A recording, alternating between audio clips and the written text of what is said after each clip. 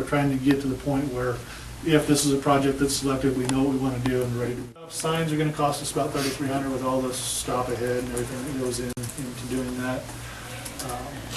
Probably would reduce the severity of crashes if we have people stopping before they went in the intersection. Probably would increase the total crash rate.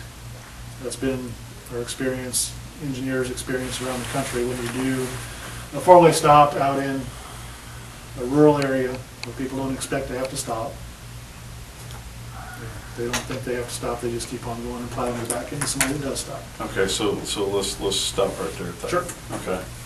I know when you go down Highway 15, when you cross Highway 13, there's a four-way stop. And when you cross Highway 65, there's a four-way stop. What's the severity or the frequency of crashes there? Is it Bolivar? I was trying to think of the name. I don't know where 65 goes through Sedalia. Out of Sedalia. Oh, there you go. Yeah, South Sedalia. South Sedalia is Yeah. 65, and then 13 goes through Warrensburg? Warrensburg, yeah. Is that it? It goes on down to Bolivar, doesn't it? Yeah, I think so. Very well. Jay, I don't know the answer to that question, but we will Buffalo. find out Okay. and email that back out to our Well, members. 65 goes to Buffalo, right? Yeah, 65 goes through Buffalo. Preston. 65 and 54 at Preston. Now, crash rates are going to depend on traffic volumes and I things can't like that imagine too. That's the way I used to go to Greenfield. There's not a lot of traffic on that road. Now once you get past Next Creek, it kind of slows down quite a bit. So we'll look at traffic We'll look volumes at it. compared here or there, look at crash rates and Yeah, I mean, see how that goes. And we can talk to our district down there and see how long it's been four-way, if it's been that forever, if they've changed it, what percent. been that way It's for a been a while. long time. Yeah, my parents used to live there. So we'll do some digging on those intersections and let y'all know what we find. Signals are essentially stop signs, but you've got lights instead, so same advantages, disadvantages, with the additional disadvantage of if the power goes out, then you don't have anything. So the law says if there's no power to it, you treat it like a stop sign, but, so it, has additional maintenance and operating costs compared to stop signs. It costs us a lot more to put them in. You gotta maintain them, change the bulbs. Sometimes the circuits go out and you gotta fix things, so there's some issues with signals, but probably would reduce the severity and probably still increase the overall crash rate, maybe not as much as stop signs because there's lights out there that you can get your attention a little better.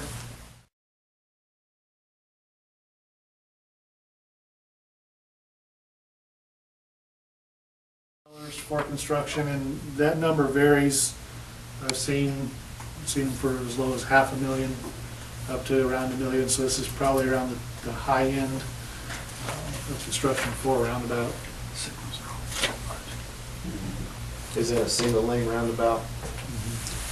Yeah. And the configuration affects the cost, the size affects the cost, so I don't know what it would cost here, or based on we haven't gotten to that point where we've done any actual detailed engineering. How big does it need to be? Do we have a free right for Highway 5419 going west on 54? That could add cost if you had, roundabout and another lane for that traffic to move. But roughly, on the order of magnitude of the other things that we talked about, for $1 million we could do a roundabout at either location. I think the answer is yes. It's a single. Yeah. Well, where our traffic is right now and what it's been like over the last 10, 20, 25 years and stuff, we're gonna have more traffic and stuff. Is one lane enough to handle the traffic? We get a lot of big semis going through. We get windmills, those big old windmills and stuff that comes around here, and a lot of times the way it is right now, they can't even make the turn from Mexico to the stop sign to go north. They ended up going around the curve the opposite way with the help of Highway Patrol,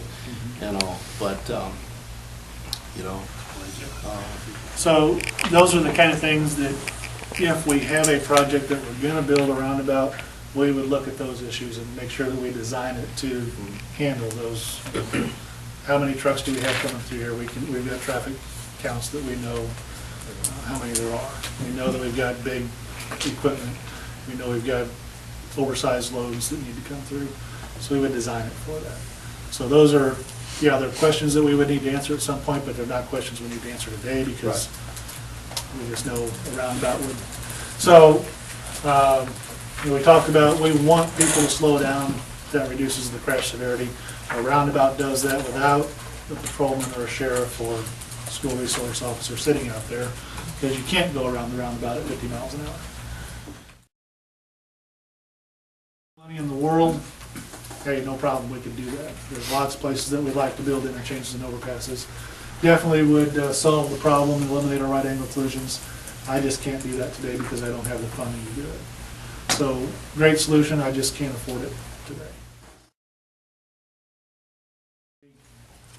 There are things that we'll have to think about as an interim solution. You know, we talked again about some of those ideas before, but we'll go back and revisit some of those. So, with that, you know, the 6 of you that are our community advisory group, what are your thoughts? My thought is we do what's gonna save lives. That you shoot for the biggest thing that you can get. The roundabout seems to be the one that would be affordable.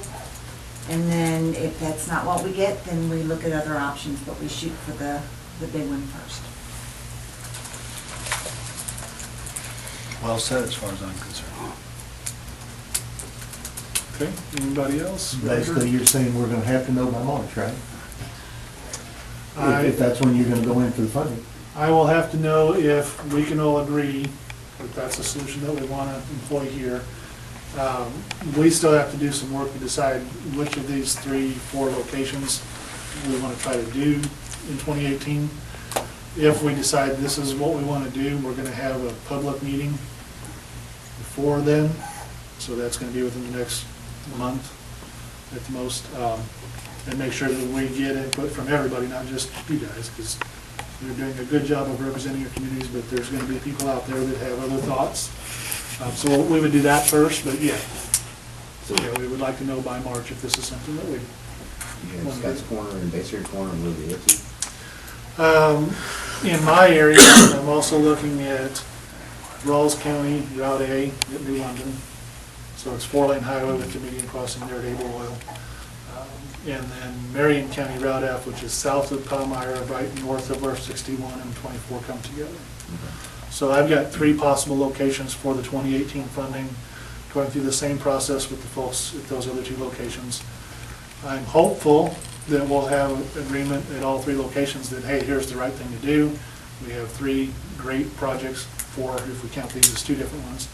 And then we just decide we're going to do 1 in 2018, 1 in 2019, 1 in 2020, and you know, we get to do everything. I don't know that that's going to happen, but that's what I would like to see. So. And there are intersections like this all over the state, but within our budget, within our district. So these are just, like Brian said, these are in his area, but there are others in our other 2 area engineer areas that we'll have to continue to evaluate. So, and there's other locations in my area that we're not to this stage yet. So places over in Macon County and Randolph. If, let's just say that it comes up and you decide you're gonna do Palmyra, then we have no idea realistically of when anything could happen for us. Because you can't also promise that the following year you're gonna get one, the 3rd year you're gonna go. That could happen. Yeah, it could, But but, it's No, not a I'm saying promise. no. right. No, that could happen. We could, going into this construction program, we call it Statewide Transportation Improvement Program. It's our STIP, which is our 5-year construction program. Okay. So the next year of that is 2018. We could go ahead and put in that program, 2018 we're going to do New London, 2019 we're going to do Scotts and Bassinger, 2020 we're going to do, or there may be one down in Lincoln County. You know, I don't know.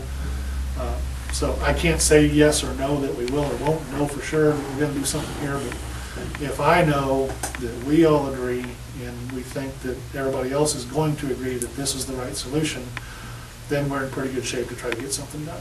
Okay, I guess that's what I was asking though, is if we don't make the first cut, do we know that something is gonna be happening, or do we need to be looking then at a cheaper Band-Aid? there may or may not be safety projects in 2019, 2020 in this document that we put out. If there are, and it's Scott's Corner, then likely we wouldn't come back and say, well, let's lower the speed limit for a couple of years. If they're not, if Scott's and Bassinger are not in that document, then we may come back and look at, is there something else that we need to do? We've already made changes out here this year based on, looking at the intersections with our road safety audit. We've done some things that, I think Kyle told us that it's been better since we did that work this year, so maybe we'll wait and see how that goes. So, does that answer the question? Yes, maybe, no, maybe? I'm still unsure. Yeah. I think, kind of along the same lines of what Roger's getting at is, I think we really kind of have two goals. We've got a short-term goal and we've got a long-term goal. Me personally, and with some of the folks I've talked to, they personally feel that a roundabout is the long-term solution. But, kind of what Roger's getting at is, what happens if we aren't getting that for 5 years? What do we do now? And it sounds to me like a majority of the folks wish that we would see something done with the speed limit, or at least attempt to do something with the speed limit. And so, we may or may not know that we're doing something here in March, or July is when the commission approves it, and it's definite.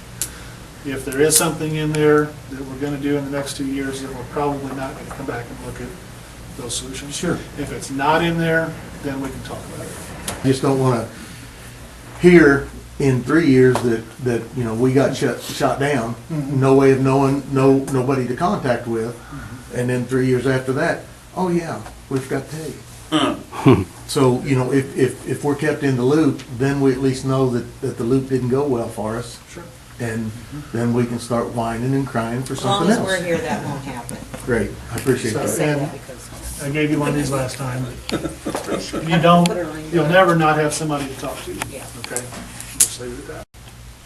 Y'all just Different go thought. Bowling Green, they got the roundabout, Mhm. you might wait on one vehicle, but then you go to the four-way stop they have down the road, there might be 10 cars lined That's up. a great trying to example. get I went through there That's a really good point. Well, I mean, Yeah. Wednesday morning. you just think about sometimes out here on 54 coming this direction, sometimes you may see vehicles backed up 15, 20 vehicles Yeah. deep, especially on a Sunday, trying to come back from the lake in the summertime. That's right. So, You usually can get in between each vehicle, yeah. so. As long as everybody's moving smoothly, everybody's satisfied. I'm not stopping, I'm not waiting, I'm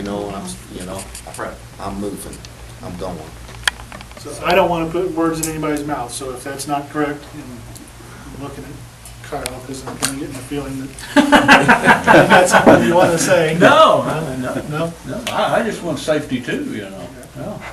So, I can't say that I necessarily think it's, I guess I'll say, from what has been presented to us, it looks like the best. I don't know that there's not something better out there, so I would not want to say that this is the best presented to us, by all means. Oh, yeah. and I'm the same way. I don't know everything, even though Jay might think that I do. But I don't, so there's maybe, maybe Paul should send me over to Europe and I can drive around and see what kind of solutions they've got and come back and bring them to ScottsCorner. I would do that if I had to, so. I think that's where roundabouts come from, isn't it? Probably. You're just looking for a free trip to Europe, aren't There's a huge roundabout at the airport at Punta Cana in the Dominican Republic. I'd be willing to go look at that. And this time of year too, wouldn't you? Yeah, well, anytime, but this would work. So, What a no, I don't trooper. have all the, I don't know all He just the gives it potential a yes. solutions.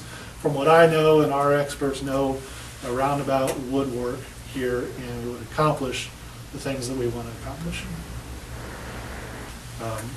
As far as from our perspective, what we wanted to accomplish was make sure that, as I stated at the beginning, we're going the right direction.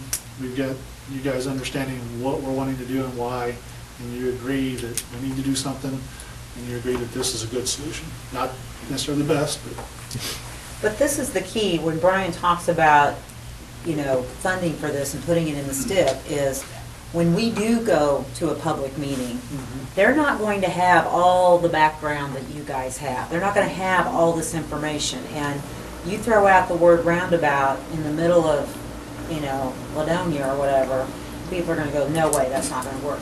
So, you know, that's part of the role of the CAG is we've given you, just like you said, Roger, with the information we've given you, this is the best solution. We would need you to be an advocate for that. I mean, because otherwise it's big bad MoDOT saying this is what we want to do. And that's the whole purpose of, we want to make sure we're getting to the right solution that is acceptable. I mean, we, as Brian mentioned, we are the authority to decide, but we've got to have consensus from folks. You're one buy-in. Or what will happen is it won't happen. So, Now, will you all go so far then as to do all the legwork and stuff, basically to come up with a number? Because we're talking about this might be a 1 lane, 2 lane, or whatever. You'll have to do all that before March yet to go into the budget? We don't have time to do a detailed design by then. That's what I wondered. But we'll have a good enough estimate that we can put something into our program if we decide to do it. We would rather have a detailed design before it gets to that point. We can't always do that. And part of the reason we're kind of scrambling is because of that project that we pulled out in 2017. So we're trying to find a way to spend that money wisely, make a good solution. And you're at least as far along with the other 2 projects, also Palmyra and New London? you're one meeting ahead of Yeah, everybody. I did the first meeting at Palmyra this morning, and the first meeting in New London last week. So, yeah, you guys are a couple weeks ahead of that. So from that standpoint, we're in great shape.